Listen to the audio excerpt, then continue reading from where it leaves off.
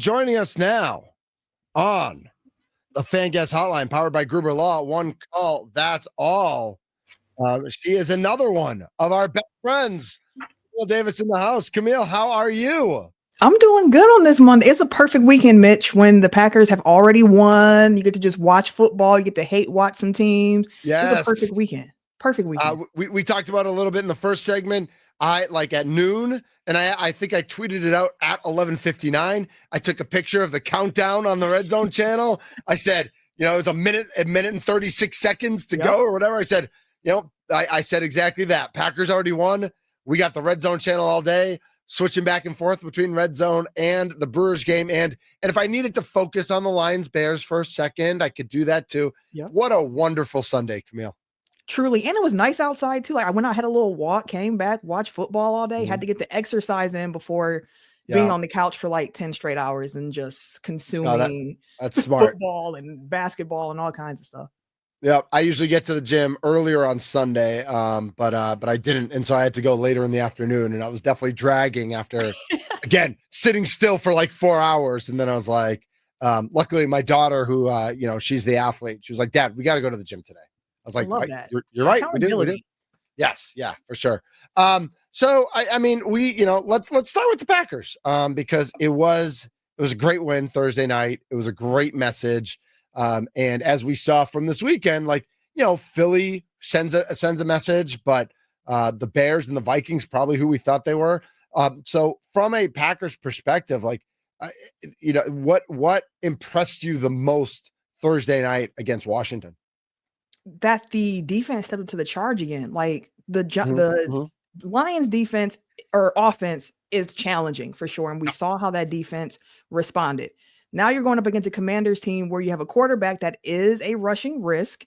And on top of that, it's a Commanders team that the week prior had quite a few different explosive plays that first week against the Giants, where you're just kind of like, okay, let's see if the Packers are going to be able to contain the explosive plays, contain Jaden Daniels, and see how this defense responds. And they did, again, force Jaden Daniels into the worst game of his young NFL career so far.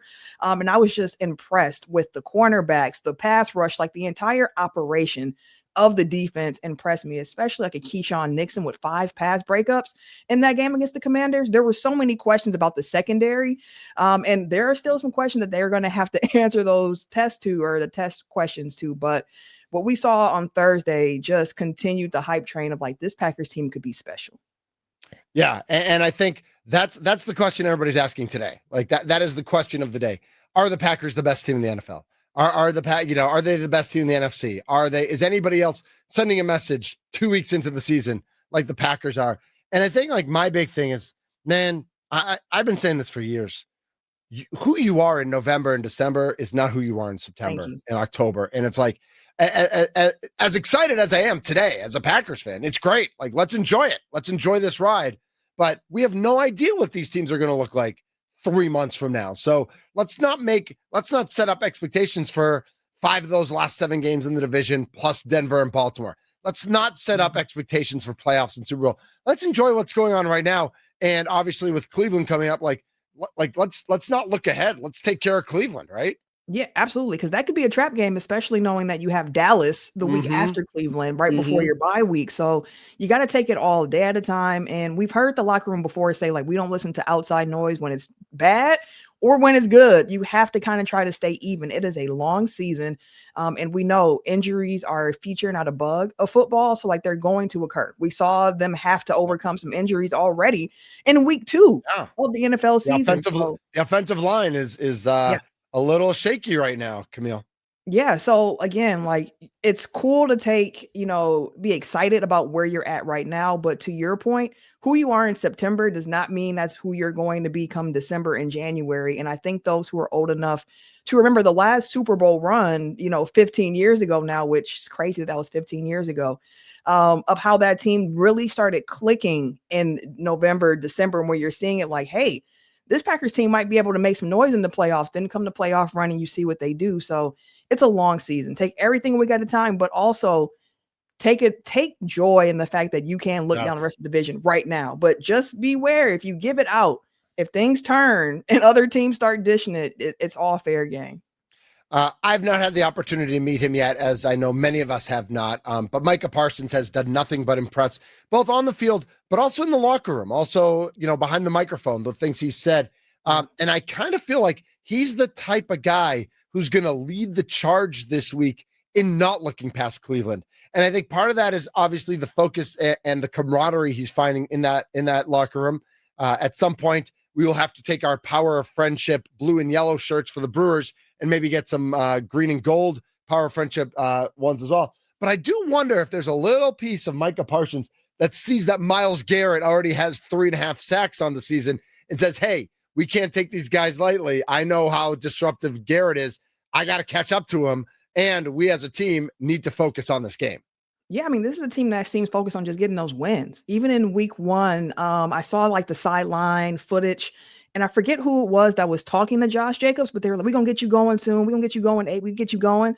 And you heard Jacobs respond of, man, I just want to win the game. Like, it's whatever, just win the game. And we know in that week 1 matchup, the run game really didn't have much going for it. That first half, third quarter, they kept at it. Fourth quarter is when they finally started to see the results.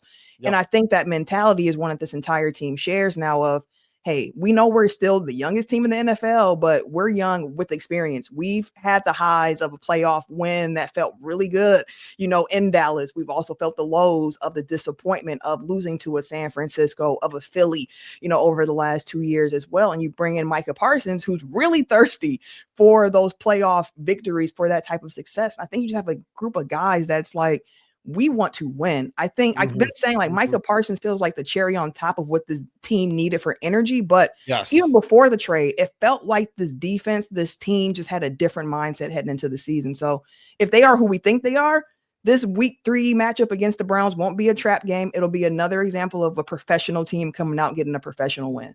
I like that. Camille Davis joining us here on Middays with Thunder on the Fan. Follow her on Twitter at Camille Monet. Who is worse, JJ McCarthy or Caleb Williams? That's actually our poll question we have up right now on Twitter. I can tell you some of our results if you want to hear them first, or do you want to give your take first? I want to hear the results because that's a hard question to answer. Like JJ McCarthy, he's played 2 games. He's played 2 games. He's played 1 good quarter. It was a really good quarter, but it was against the team that gave up 52 points yesterday. So right now, according to my calculations, I've got 60% saying JJ's worse, 40% saying Caleb's worse. So, Charlie, what do you got over there? We got 55 saying JJ's worth, 44 saying Caleb Williams. So we're pretty much in the same zone. High 50s for JJ, low 40s for Caleb. That feels about right for now. Given that, again, the sample size for McCarthy, it's just not a big sample size for JJ yet, and what we have seen has not been great outside of that fourth quarter from him. And meanwhile, we've seen Caleb running for his life through most of last season with poor offensive line, but also making some decisions that you would probably want back, holding the ball too long. And this season, from what we see, if you're just looking at this 2-game sample size of these 2 quarterbacks, Caleb makes some throws and you're just like, man, the arm talent on this kid is for real. And then he'll do something and you're like, why, what was your decision making behind it? Like the interception he had where he was forced out the pocket, it was pressure, and he just throws it up. And it's like, why didn't you just throw it out of bounds? Like live for the next play. What are we doing here? That's the question. It's the learning of it all. Like hopefully for Bears fans, not hopefully for people who have an interest in the Green Bay Packers, but the hope is that Ben Johnson can kind of help continue to nurture him in his development. But Caleb is erratic at times. So I'll give him the nod for now, but at the end of the season, that's going to be a question worth revisiting. What did you think of Ben Johnson yesterday when he was asked if he thought that they were running it up? And he's like, listen, they had 4th and goal at the 1. Like I was there. Like they don't kick field goals. They go for touchdowns. I had no problem with that. They were just playing football. I don't know if he was like trying to be politically correct and nice to his old boss. I don't know if he really believed that. It sure seemed like he took the the high road on that. What did you think of that response? Yeah, I thought that's the way you should respond. Like he knows better than anybody. Like he just came from there. He was just the offensive coordinator running it up on other teams. So he knows the mentality of that squad. So that's the way to take it. Like he was very jovial and whatnot when he got that job with the Bears, making his cracks at Matt LaFleur and all of those things. And week 1, keep making cracks, bro. Exactly, because the Chicago media is not a friendly market. Like if you're not producing those results, you're gonna have to answer some questions. So I thought he handled that pretty well with the question in regards to if Detroit was running the score up. Anything else? Anything else pique your interest yesterday in the NFL? Obviously, we saw Philly run 47 tush pushes and beat the Kansas City Chiefs. So that could be, or anything else on your mind from yesterday in the NFL? Yeah, I think just the teams that are 2-0, taking a stock of like, I heard you mention this earlier too, of the teams that are 2-0 and just being like, okay, what's really real here? And then the opposite of that is the teams that are 0-2. What's really real here? Like, are you concerned about the Chiefs right now being 0-2, losing 3 games for the first time with Patrick Mahomes, including the Super Bowl? Like, are you worried? Because I actually thought I said it 2 weeks ago. I thought the Chiefs were done. Like I liked the Potawatomi under for wins for Chiefs this year. And actually, right before the season started, we had a reporter on from Phoenix, and we were talking about, because the Brewers were playing the Diamondbacks at the time. But he also said, he threw in at the end, he said, take the over on the Cardinals. They're going to surprise some people this year. Like, they're not ready to win playoff games, plural, but they're going to be better than people think. And, 2 games in, I don't know if they're really better than people think. Like, they've won 2 games they were supposed to win. Beating Carolina is not that impressive. Well, listen, you start the season 2-0. That's a good place to be. It is. Even the Colts, like, haven't been 2-0. Like, what? The Colts? In years. With Daniel Jones? Looking like a real quarterback. Should Minnesota have kept Daniel Jones? If this is what JJ's going to give you, the answer is yes. But again, he's a young player. There is a lot of time for growth, and he's going to take his licks throughout the season. But yeah, the Colts being 2-0 surprised me. The Cardinals is one. I thought the Cardinals were going to be a playoff team this year. Yep. So this is boding well for my preseason predictions in regards to Arizona. Absolutely it is.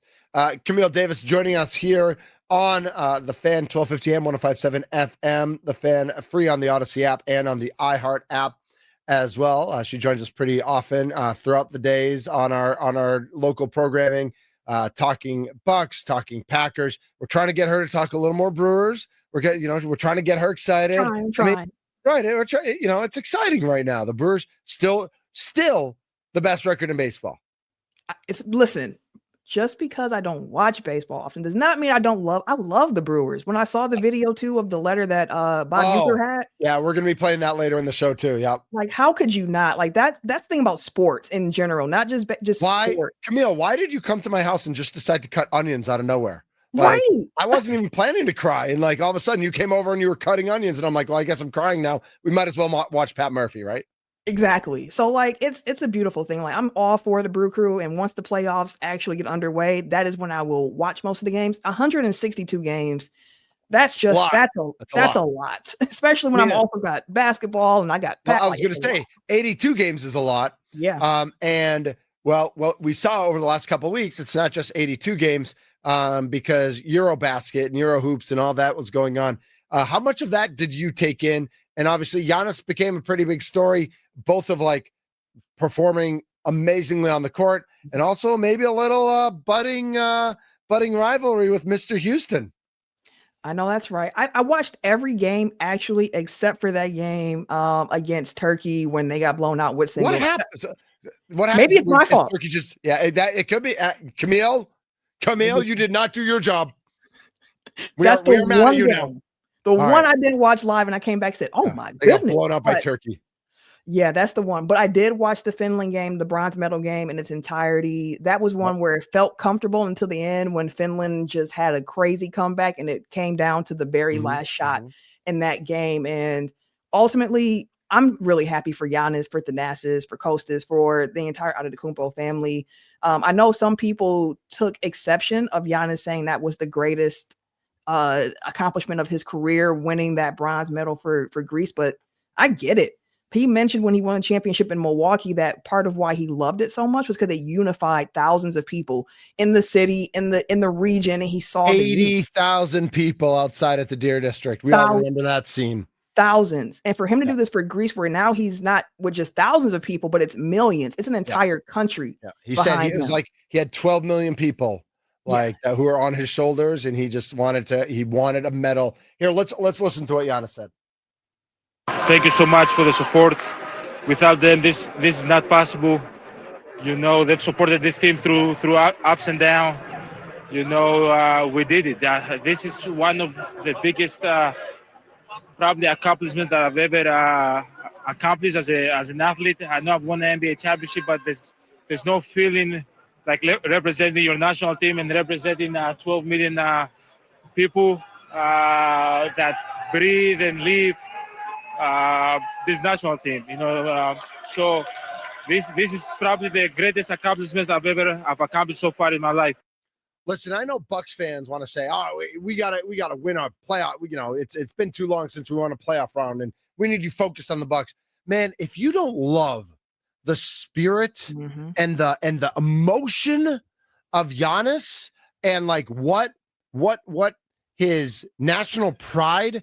I mean, we. I don't want to get political, but I will say for 1 second that like we go out in America and we see. Like there are flags and people are very patriotic, and we have the 4th of July, and we have like, it like there's a lot of pride in being an American, not saying our country's perfect, but knowing that like, that I mean, Stephen Colbert wins the Emmy last night. And at the end of it, he talks about how proud he is to be an American and that like things are hard right now, but like we can do hard things. Yeah. Well, Giannis, we all know his background.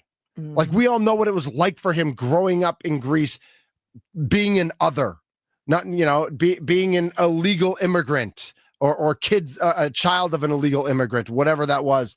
And then finding his way through basketball, through that opportunity, and then being welcomed back and being, the shining sun of that nation. Like if you don't get chills with this story and with his life story and him being proud and emotional at representing his country, man, this is what sports is all about. It is. And that's the joy of the Giannis story, right? And for those who have followed him from the beginning, like I've always laugh because I aligned Giannis's career with the start of my marriage. Like me and my husband started dating the year the Bucks drafted Giannis. And 2013? 13. That's when we got together when Giannis. I'm old, but sometimes I remember things. I was there that night. I was there that night. The year because Giannis was drafted that year too. Like it's ingrained in my head in that way. And watching him being that like 18-year-old kid who came here, and now he is a 31-year-old grown man with 4 kids, a wife. He's accomplished MVPs, Defensive Player of the Years, championships, NBA cups, now bronze medals. Like to see him become one of the 75 greatest players to ever play in the NBA in the history of this league. It's beautiful to see the growth in him and to be someone who's been able to, like Milwaukee, we watched this journey from the beginning. And that's the beautiful thing with it. Like even those lean years for the Bucks when they weren't winning and it was hard to watch games in public and you were getting ridiculed, like that made the championship, in my opinion, even better because you watch that entire story leading up into it. So like, again, shout out to Giannis winning that bronze for Greece. Shout out to Greece for that. Like Bucks fans are low key Greece fans when they're not playing United States. So we just want Giannis. We want Giannis to do well. But as a selfish Bucks fan too, I want this to translate so that when Giannis gets back, he shares that experience with his teammates. But he also, as we know, like Giannis is nothing if not work ethic. But that he shows that like how important this is to his teammates and that it's time to get to work and starting in training camp in September and starting in exhibition games. Like, I mean, exhibition, it's fake basketball, but starting when the season starts in October, like it is, you don't wait till March. This team can't wait till March or April to get to work. They got to get to work immediately. They got to bond. It's new faces. Dame's not there. Figuring this out, I think that's what I want to see this energy from Giannis translate over to this Bucks team this year. I think that's one of the bigger storylines heading into the season, because if you think about the championship year when PJ Tucker came, he mentioned like we're all dogs. They just needed someone to help communicate. Like they don't talk.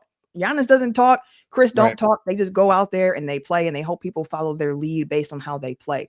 But you heard even last year, Giannis was becoming a more vocal I was going to say, do you think Giannis talks more? I was going to agree. Like Yes. Giannis talks more now than he used to, right? And then even for EuroBasket, you heard the Greece coach just say like, hey, Giannis is being super vocal. Like I haven't heard him be this vocal. So that's something I hope continues to carry over and something I think is going to be needed for the Bucks in this upcoming year with him being like the big bet on the team. It's him and Bobby Portis of like your longest standing members on this Milwaukee Bucks team now. So leadership is going to be very important from him and from Bobby, to be honest. Camille Davis joining us here on The Fan. She's on the Fan Guest Hotline powered by Gruber Law. One call, that's all. It is, it's this mini bye that the Packers have. Going back to the Packers real quick, it does give the team time for rest. It does, we were so excited for those first 2 games, the 2 home games, and now you get into the grind, right? Like now you get into it. It's Cleveland, but then it's Sunday Night Football against Dallas. Then it's a bye again. I know with the wide receiver room kind of in flux right now, what are you looking for over the next week or so with the Packers that they need to, is it how the offensive line figures out injuries? Is it Jaden Reed and then Christian Watson coming back, or Matthew Golden's role? Or is it more just like sitting back and watching the defense be the best defense in the NFL right now? Yeah, I think the wide receiver room is going to be an interesting point. But I think for me over the next couple of weeks, what I'm really looking for from the Packers is just seeing how consistent can you be? How disciplined can you be? Because when you think about last year's Packer team and even the year before that, Jordan Love's first year starting, the big Achilles heel was like the penalties. In this preseason, I was like, hey, we're still seeing a little too many. We haven't seen that so far. But in a game against like a Browns team that hasn't won anything yet, can you still have that discipline to make sure you're doing what you need to be doing? Can the Packers just not beat themselves? That's what I'm really looking for, because if the Packers show me that they can be a disciplined team consistently, that right there gives me really, really good feelings about what their ceiling could possibly be for this year. Yeah, I think, and that's as I harp on every week, like that's the exciting thing that we all get to find out together, right? Yeah. Like we all, like it's all going to happen. We get to be a part of it. We get to watch it. And no matter what, that we're all part of Packer Nation, and we get to see what happens. Tell everybody what you're working on. What are the different podcasts you got going on? Where can we find it? What are you talking about these days? Yeah, for sure. So Locked On Bucks still Monday through Friday for you all, giving you that 30 minutes of Bucks talk every single day. Nice. Pack a Day podcast. I am there on every Monday on the audio side. I'm also on the Pack a Day YouTube page, post game with instant reactions. Nice. Doing Ahead of the Pack with Cheesehead TV comes out every Thursday, normally previewing the upcoming opponent for the Packers. And then the Technical Foul podcast drops every Wednesday. We record it live every Tuesday on our YouTube page, where we cover NBA, NFL, and pro wrestling. I was going to say, we got WrestlePalooza coming up. Yes, we'll be previewing that this week. Yep. That's coming up Saturday night. Should be interesting. I know there was some not so great feedback for the WWE with their most recent announcement. If you missed it, WrestleMania 47, which is in 2026, which is in 2027, will be in Riyadh, Saudi Arabia. And the thought that the first WrestleMania not in North America was going to go to London, and it goes instead to Riyadh because they wrote a really big check. So I believe there were already chants in Vegas on Friday night during the AAA takeover when they showed the commercial for it of "You sold out, you sold out, you sold out." I mean, listen, again, like every situation's political and every situation's financial. We live on Earth in 2025, right? The press conference, the WWE stars did not look happy to be there. And it's just, and even Triple H, who was making the announcement, didn't look, because it wasn't him, it was his board. I mean, I don't, as a fan, I'm kind of torn on this one, because I frankly don't love the shows in Riyadh. I don't think they're great shows. And I think it's not, as much, being a girl dad, like, I don't think the women are have the opportunity to shine as much either. I don't know, like, but they got paid hundreds of millions of dollars to do it. That's what they care about. And who says no? Listen, who says no to hundreds of millions of dollars? It's hard. Not TKO, not WWE. Not TKO, that's for sure. That's for sure. All right, so we'll that's the Technical Foul podcast that comes out every Wednesday, right? Yes, where we talk the wrestling.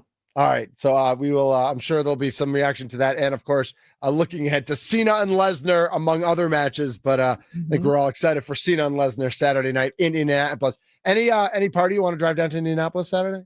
You thinking about it? No, No, not for WrestlePalooza. For 4.5 hours, it's really easy. That's all right. That's all right. I got other things to do. 2K came out a couple weeks. I got to make sure I get my player up, Mitch. All right. You're right. That's a good point. Camille, thank you so much for jumping on today. I will definitely talk to you, down the road, and we'll be listening to all the different audio opportunities and video with all the different podcasts. So thank you so much for jumping on today. For sure. Look forward to the next time. Absolutely. She is Camille Davis. Follow her at Camille Monet, and if you follow her on Twitter,